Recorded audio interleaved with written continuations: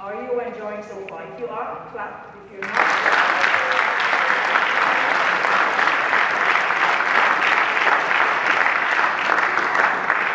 nobody's falling asleep, right? All right, what you said, it's about the different segments. And of course, we're not in our actual studio, but we are in our Brother Symphony the Beaches Art Studio. And it's about the diaspora homecoming. It's about you, the folks of the diaspora, here today to ask your questions. But before we get to you, I want to go to my co-host, Norris, with DMs from the Street. Hi, I'm yours truly, Norris Francois.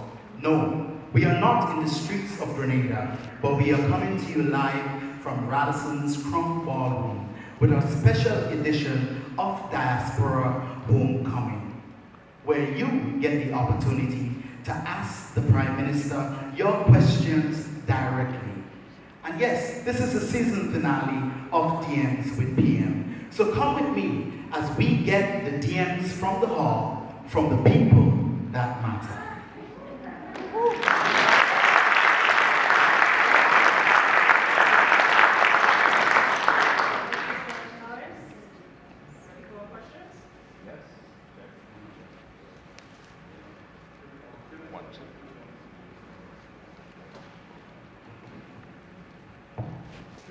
Yeah, 1, 2. All right, Prime Minister, welcome outside. First time outside the studio. My name is Junior George from Ride Along Live. And I have one question. This question is so near and dear to my heart, I wrote it down, right? Very precise. Prime Minister, what are your thoughts on rideshare services like RideGo and the role that it played in modernizing Grenada's transportation sector? Beyond transportation, how do rideshare contribute to job creation, tourism experience, and overall economic development in our country? From your perspective, sir. Thank you very much. Thank you for the question. I think the answer is obvious, and I can repeat everything you just said.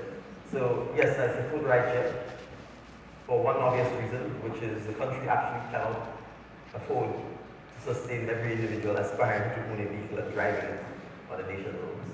It's just not sustainable. So we already have as much as 80,000 vehicles on the island.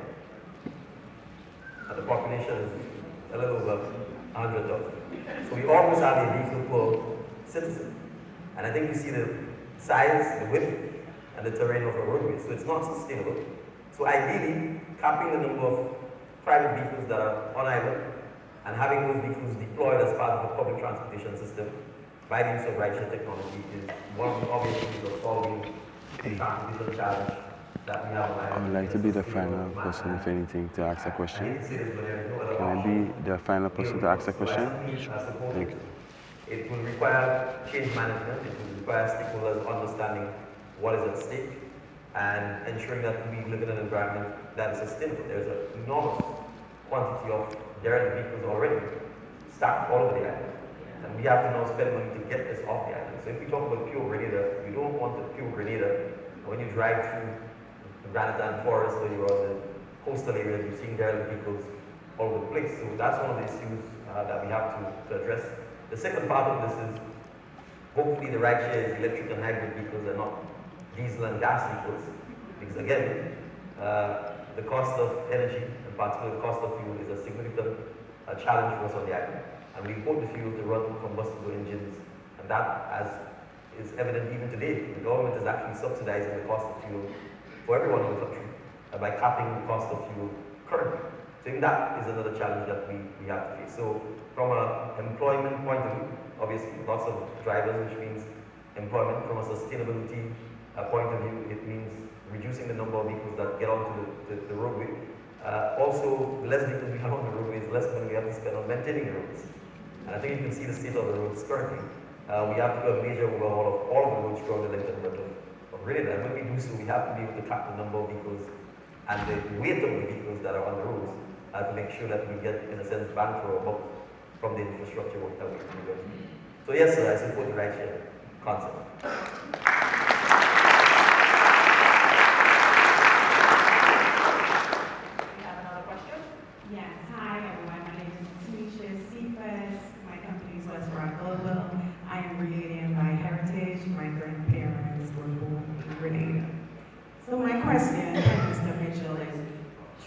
Throughout history, nations have viewed their diaspora not simply as citizens living abroad, but as strategic partners who continue to contribute to financial capital, intellectual capital, global networks, and innovation.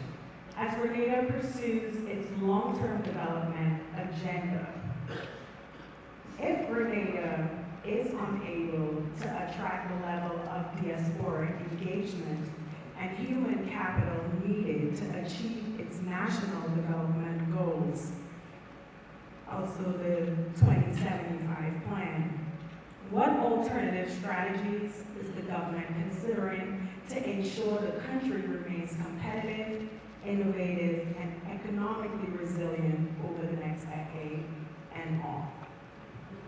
Thank you very much for the question.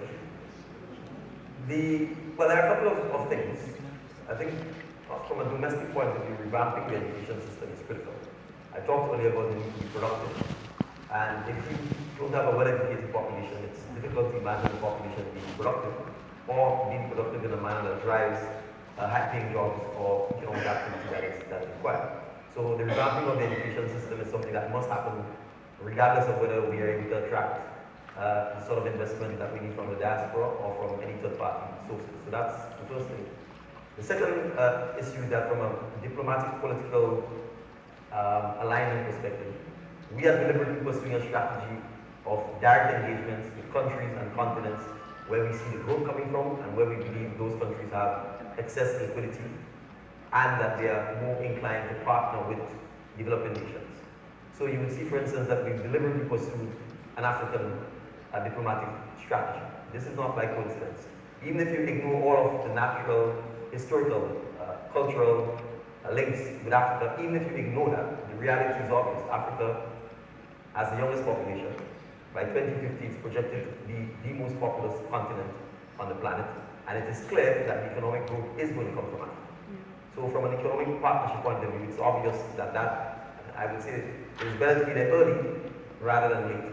So it is better to go in when the African countries themselves are seeking to develop, rather than waiting for them to be developed and then trying to have the sort of diplomatic, economic, or political ties that we have. But obviously, there's a natural reason why we should do so, given our ancestry and our history.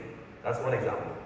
We've pursued deliberate diplomatic and political relations with the GCC countries, the Arab countries, whether it's Saudi Arabia, whether it's Qatar, whether it's the UAE, again for obvious reasons. The one part of the world that has a bit of excess liquidity, and I think if you look at their own development over the last 50 years, these are countries you can learn from in terms of the very deliberate strategies pursued by the leadership to develop the countries and to put the countries on the map.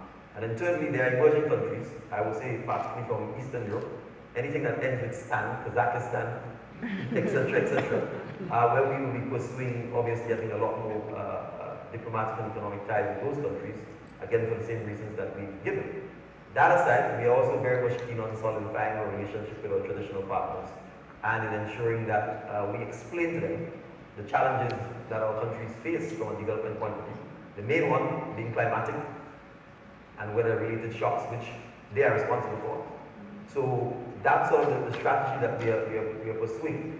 And then finally, I would say doubling down on our interconnection with the world. Right? Isolating yourself is not going to lead to economic development if you're a small island. So there are areas that we are very keen to pursue outside of the economic diplomatic areas.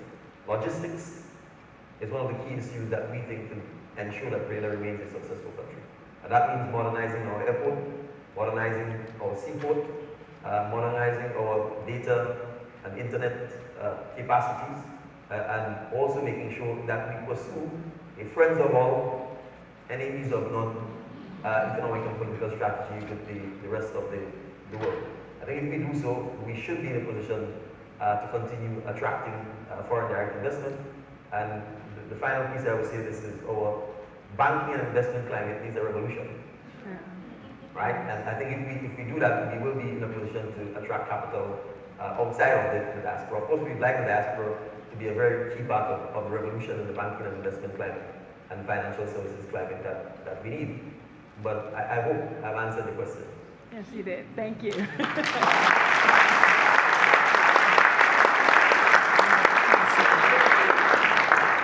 have another question? Yes.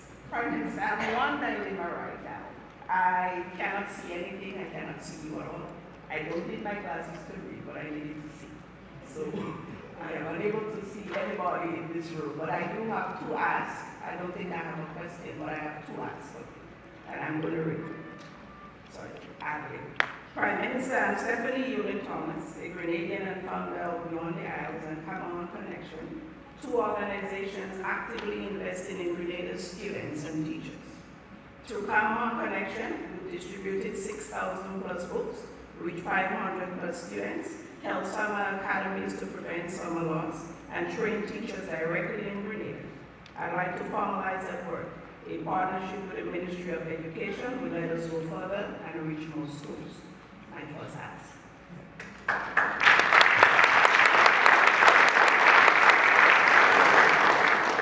My second ask, which is the most dear to my heart.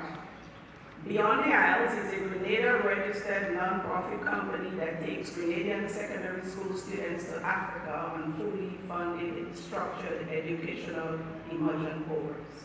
The goal is not tourism, it is identity. It is a young Grenadian standing on African ground and understanding in the way no classroom can fully deliver where they come from and what that means for where they are going. Grenadian students who know where they come from show up to school differently. They read differently, they write differently, they imagine their futures differently. Prime Minister, if this works, and I believe it will, it becomes a model for every small island in the Caribbean, a replicable framework for diaspora youth to reconnect with Africa through structured, educationally grounded travel. That is the original story. It is a Caribbean story, and Grenada will be where it begins. I am not asking for funding at this stage. A letter of acknowledgement from your office is what unlocks international grants. That letter carries weight no private endorsement can match. Grenada gave me everything I needed to believe the world was worth showing up to. I want to give that to the next generation of Grenadian students. I would be grateful for your support.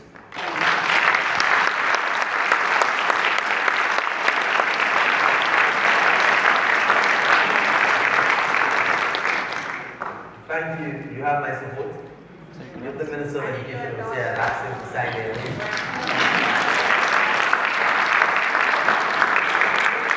And I'd be happy to sign the letter that will endorse the program. So I think exposure is one of the key things we can give our students. And so thank you very much for the great work. That's clearly a great example of the diaspora.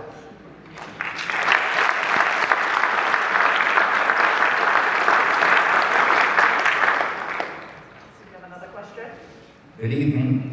I do not have a question, but I want to say I spent 4 days in the hospital in 2022, and they did a good job. But I have some complaints, which I'm not going to mention here, but they did a good job, and I'm thankful for the hospital. But the project we have now, it's ours, and I'm asking you to ask all Grenadians, if it's one brick, one stone, $1, we could build it. We don't have to go looking here and looking there. We as Grenadians could do it.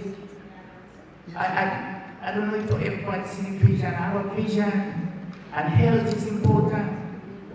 So, I mean, I'm a cancer survivor. I still go in and check every 6 months. My wife is a cancer survivor. We can do it. So I'm just asking, Prime Minister, God's with you, and I'm thankful. We love you. But please, as Grenadians, let's bond. Let's bond and let's do it. I'm crying, I'm reaching out to you all of us. I mean, we don't have to look, just look at ourselves. Be strong. We can do it. Please, let us build. They say we're building a hotel. Let it be a hotel. But let us get a hotel service in that hospital, please.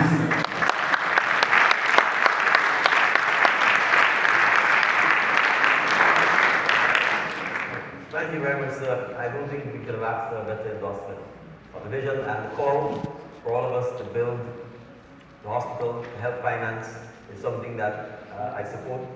The ministers of the government have already pledged, I think, 1 month of their salary yes, 1 month's salary every year until the hospital is built. And we obviously try to ask religions everywhere to contribute. I will have the Ministry of Finance indicate the bank account that you can donate, and I think the team is working on the PR campaign to begin the mobilization to ask Grenadians to help support the hospital. I met Grenadians in the diaspora. One lady in Toronto pulled me aside and actually said there are a couple of us here who are millionaires and we'd be happy to support and donate towards the hospital. So I know there are other Grenadians who feel like you and who are passionate about supporting this transformational project, which is key, I think, for all of us. So please donate, contribute towards the hospital.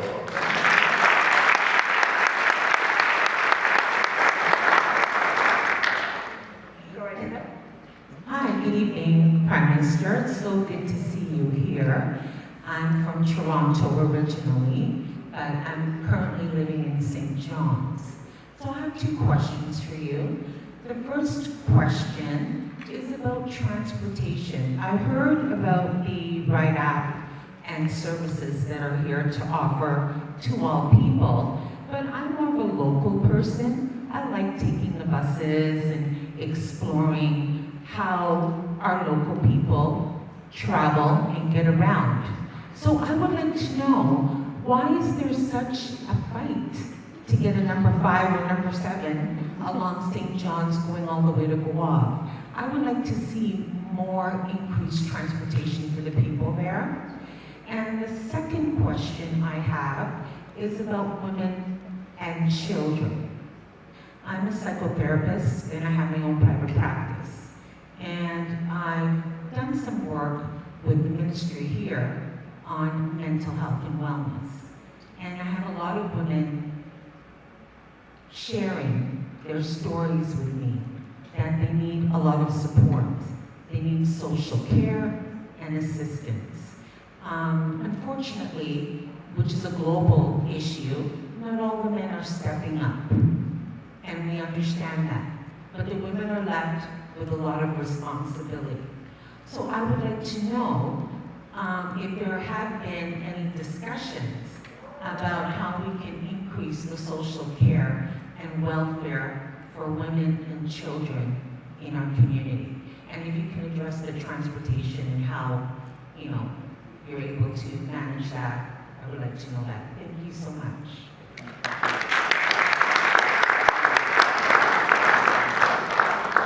Thank you. I will take the latter question first. The simple answer is yes. Minister Gloria Thomas, who leads the Ministry of Social and Community Development, and her team are spending and will continue to spend a significant portion of time and resources to address many of the challenges women and children face. But I would say one obvious answer that I think can help that, which is we need to fix our men.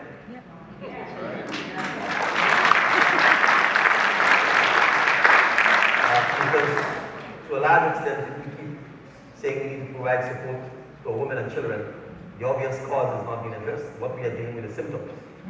And that is really the challenge of the Grenadian society that requires honesty first and foremost, and then a comprehensive national plan that allows us to begin to fix our men.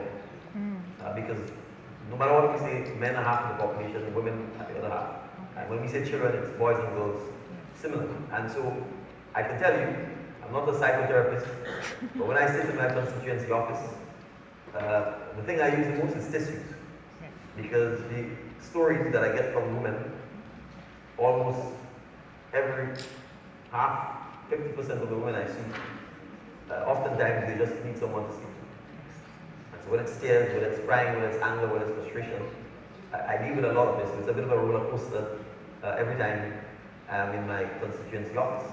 And a lot of it stems from the poor or no relationship or terrible relationships with men. And that's one of the significant challenges that causes a lot of the other social challenges that we have in our community. But that aside, there are enormous programs that the ministry is working on constantly. There are other challenges we face. The Child Protection Authority, for example, is adopting more and more children. That's not a matrix that says the country is going in the right direction. It should be reversed, right? The prison is having more and more people going to prison. Again, that's not where we need to be heading. That's the wrong. If you have matrices that you're checking, that's not one of those you want to be proud of. So those are some of the challenges that underlie the society, and it's important for us to appreciate a government will not solve the problem. We can certainly lead, we can advocate, we can put resources towards it, but it requires a collective effort. Church, NGOs, there are things we're going to have to do differently. The minister has been championing classes in parenting, and I've had parents who come to me indicating to me that they were happy to have gone through the process because they took out all of their frustrations on their children, without recognizing, in fact, that they have their own personal challenges that they need to work on first if they are to be good parents. So it's something that is the dark underbelly of our society, but it is something that we have to shine a light on. And I think each of us individually and collectively would have to take steps to address some of the challenges that we face. We see it in schools, we see it in churches. And I say to people in church all the time, what's the point of being in church if when you get to your own church there are 10 people there and it's empty and you sing and praise and you worship, and then you exit the church and you can see 30, 40 young men sitting on a Sunday morning at 6 o'clock drinking rum on the side of the road. Yep. Right? The church has to go to them. If we're not doing this, we will continue in the trajectory that we're currently on. So that's just an example of what I mean that all of us in the society has to be able to tackle the issues that will protect our women and protect our children. But most of the protection is from men. And that is why we need to be able to fix our men, make sure that we're not dealing with symptoms, but we're addressing the cause. Finally, on the transportation, I could spend the whole day speaking about transportation, but I will simply say to you, we are working on it. There's one major thing we have to appreciate. Public transportation in Grenada is private. Oh, It is owned by private, all the buses are owned by private individuals. okay. And whatever the limitations of that, we have to acknowledge that. We have to be supportive of the fact that they provided this service over the last 30 years. And as a government, we can't simply come in rushing and then decide we will jettison them or put them aside and not work with them. So we are seeking to work with them. As late as yesterday, we had a comprehensive meeting with them where we provided them some of the results of a consultancy study that we've been doing on how we address the cost of the fares, the regularity, etc. They have to come back to us, but there's some structural challenges in the system. And until we're able to address some of this, we will talk a lot, but we will not be able to make the improvements. But I can say to you, we have a Ministry of Transportation, we have a Transport Commission, we have a Permanent Secretary who is very dedicated and in the last 6 months has already done enormous work in terms of getting us to begin to address some of the issues that we will have to address with our public transportation system. We have grant funding from the government and people of China to provide us with at least 30 electric buses. We are hoping to get this by the first quarter of 2027. I'm pushing for 2026, but realistically it's probably 2027. We're also working on a school bus transportation system. We've done a pilot already.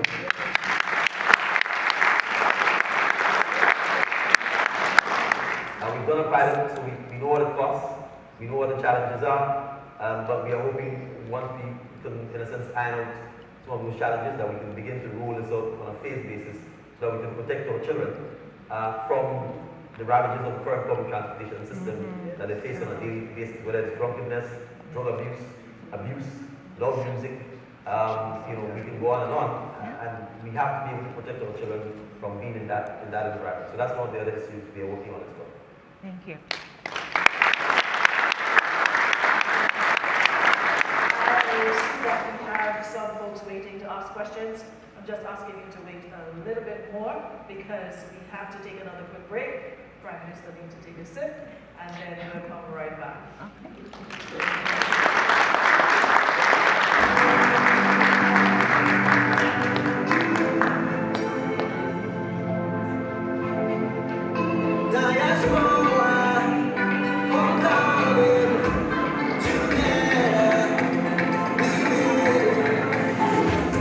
Guys, we are here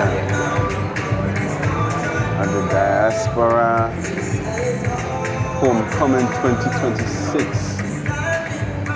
Today, 30th of June, the opening today.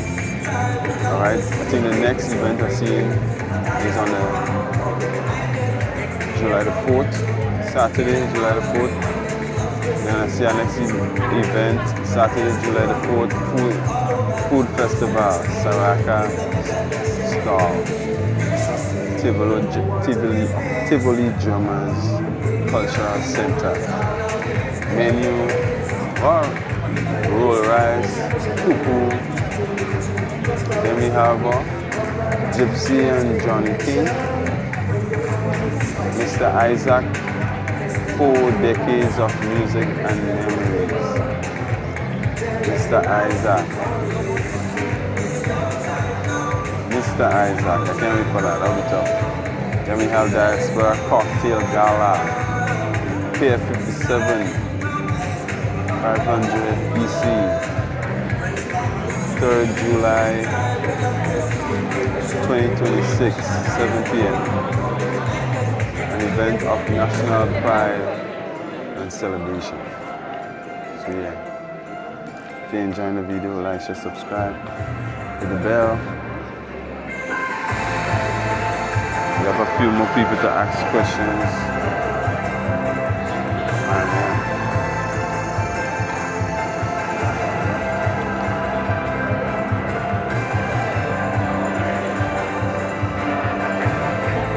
battery kind of dead, so let's make it come. Let's make it come, guys.